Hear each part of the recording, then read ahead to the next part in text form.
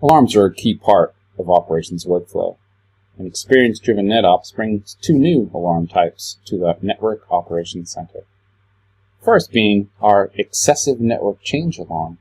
This alarm is generated when a certain number of network change events has been received from AppNeta. In our example, we're targeting greater than 11 network change events in a 60-minute period. Given that polling is done each 5 minutes to determine the network path, this essentially means that if the path is continually changing, we're going to raise an alarm.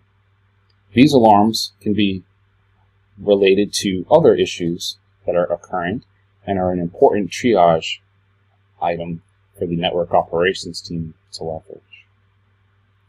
In addition, I can leverage the network change deep link to jump right into the AppNeta interface. Selecting this link, drilling into AppNeta, I now have visibility over my hop-by-hop route for this particular path.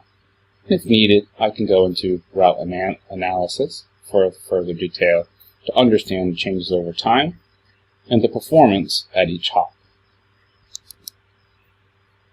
In addition, we support AppNeta service quality alarms. These alarms are generated when an issue occurs with the network path. This issue may be a threshold violation, such as we see here, data loss greater than 2%, or could be related to connectivity of a network path. These events will result in an alarm being raised in NetOps portal to allow the operator to take action. I can also select the item here or here to drill into the context page for more details and to begin my triage activities. More on that in one moment. In addition to the AppNeta alarms, NetOps generates additional alarms to provide visibility into deviation from normal.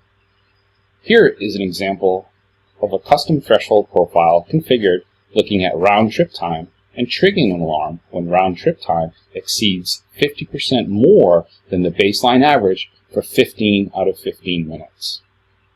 I'm able to refine my threshold policies to fit my business use cases and to provide specific profiles depending on the path and depending on the performance requirements of that path.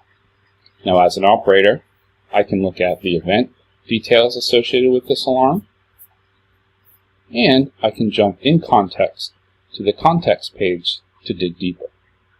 Here, I've selected the path. My context page opens, giving me full visibility into my attributes, any events. I can expand my attributes to understand in more detail. I can look at tags, I can look at group membership, and I can drill into performance. If you remember, we were dealing with an issue related to round trip time performance, exceeding 50% of my baseline threshold. If I reset my time picker to the last 4 hours, I can zoom into that time range to understand exactly where it went wrong. Here I see a spike above my average baseline, and an event was raised. You can see my average baseline of 10 milliseconds and my reported baseline exceeded that 50% value.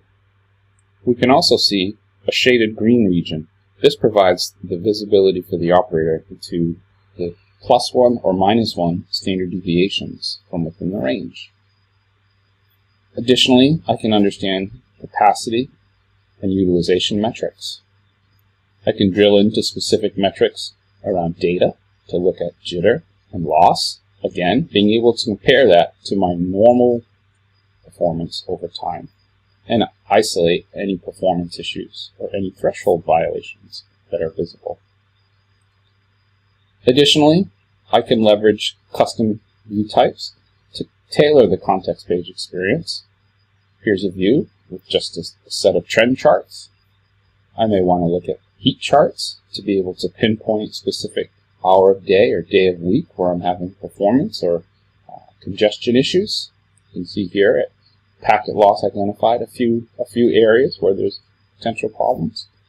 Or I can compare all metric performance through my health time bar view.